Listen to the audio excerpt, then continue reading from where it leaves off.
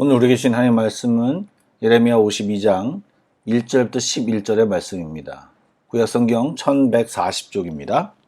예레미야 52장 1절부터 11절의 말씀을 드라마 바이블로 낭독합니다. 제 52장.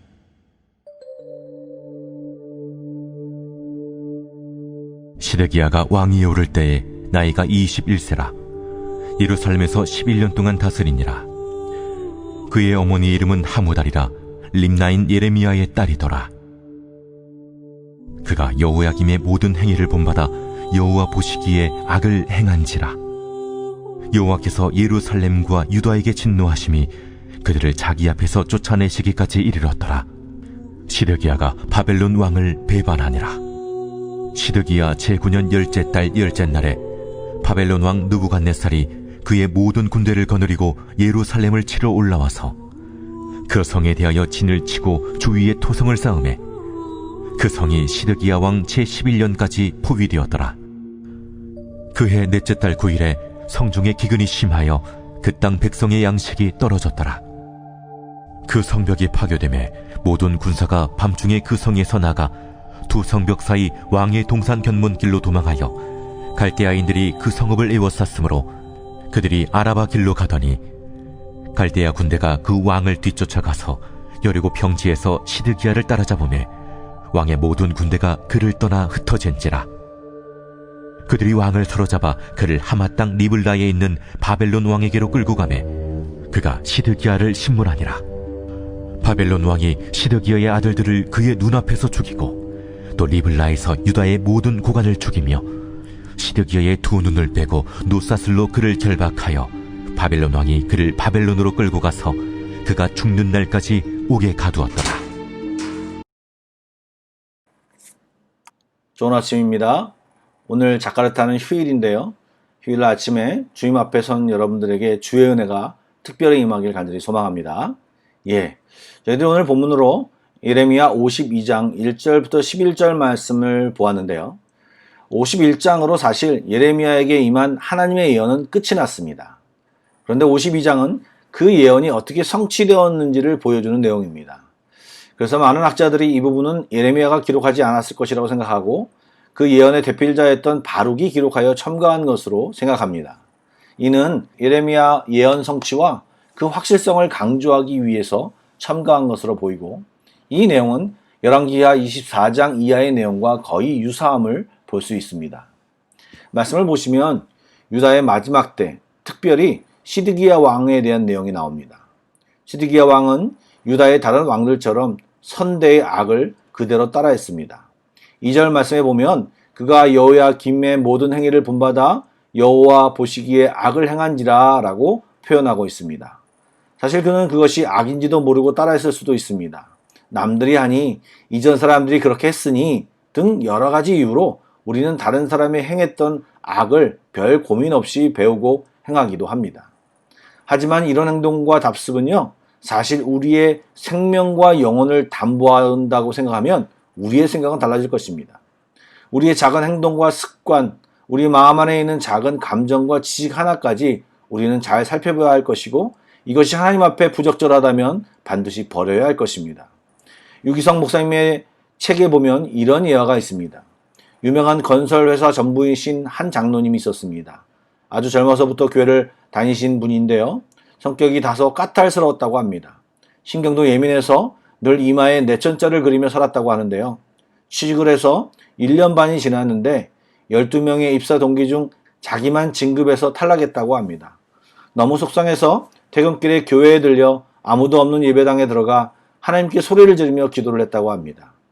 나는 당신에게 충성을 다했는데 당신은 나에게 뭘 해주었습니까? 라는 내용으로 기도를 했는데 그때 마음속에 주님의 음성이 들리더랍니다. 네가 언제 나에게 충성했냐? 네 마음속에 승진과 출세로 가득 찼어. 언제 내 마음을 열고 내가 들어가도록 역사할 수 있도록 네가 그렇게 했느냐? 너무나도 선명한 말씀을 하시는 이 하나님의 음성을 듣고 너무 놀라서 그는 예배당에 무릎을 꿇고 펑펑 울었다고 합니다. 그가 하나님 앞에서 충성했다는 것은 그저 교회 다니고 봉사하고 11조하고 헌금했다는 것이지 진짜 마음을 열고 예수님을 영접한 것이 아니었습니다. 예수님이 마음의 주인이 되신 것이 아니었습니다. 그제서야 깨달은 장로님은 정말 간절한 마음으로 기도를 했다고 합니다. 주님, 저 이제 출산이나 승진 안 해도 좋습니다. 제가 원하는 것은요, 오직 제 마음 한가운데 주님이 들어오셔서 역사해 주시는 것입니다. 이렇게 기도한 장로님은요, 삶이 달라졌습니다. 동료에게, 가족에게 모두 대하는 태도가 달라졌고, 결국 그런 사람들과의 관계가 좋아져서 그 이후로 24년의 시간이 흘렀는데 선후배를 총망라해서 제일 빨리 출세한 사람이 바로 이 장로님이라는 것입니다.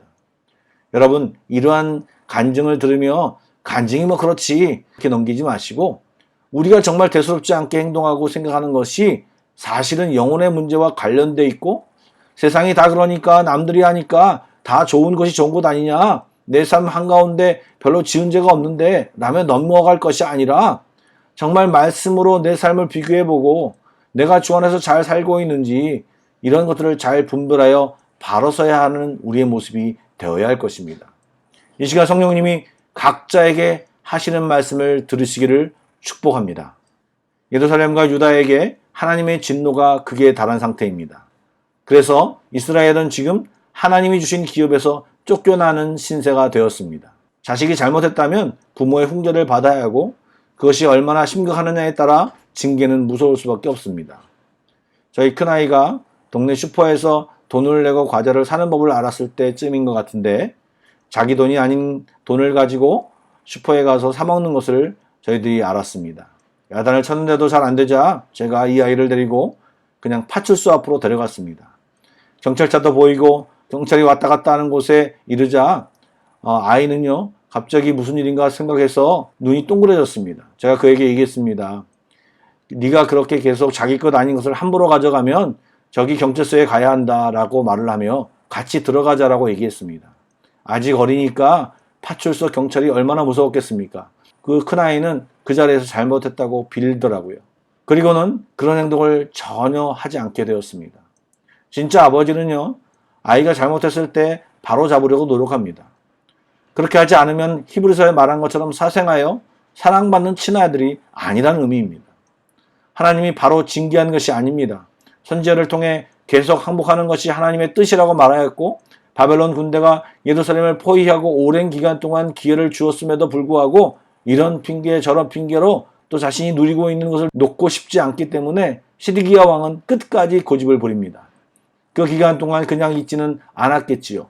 고관들과 군사 지도자들과 이 난국을 어떻게 타개할지를 머리 맞대고 고민하고 최선의 방어를 했을 것입니다. 그러나 성벽은 결국 무너졌고 도망가려 했지만 시드기야 왕은 사로잡혔습니다. 기억하십니까? 예레미야는 계속해서 그것은 무의미한 일이라고 경고했습니다. 하나님이 작정하신 일이니 유다의 군대가 이길 수 없다라고 말했습니다. 그런데 시드기야 왕은 끝끝내 고집을 꺾지 않고 바벨론에게 항복하지 않았습니다. 그리고 그의 변명은 나라를 위한 것이라고 말하였습니다. 그러나 실상은 하나님께 불순종한 것이고 자기 욕심이었습니다. 그도 하나님의 나라의 왕으로 선지자 예레미야의 예언을 듣고 고민을 했겠죠.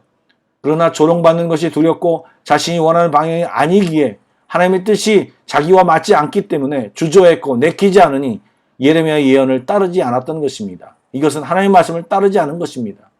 그는 단지 그뿐이라고 얘기했겠지만 결국 그의 고집은 불순종이고 그 결과는 아들들이 눈앞에서 다 죽고 고관들도 죽고 본인도 두 눈이 뽑히고 결박당하여 바벨론까지 끌려가는 결과를 낳았던 것입니다.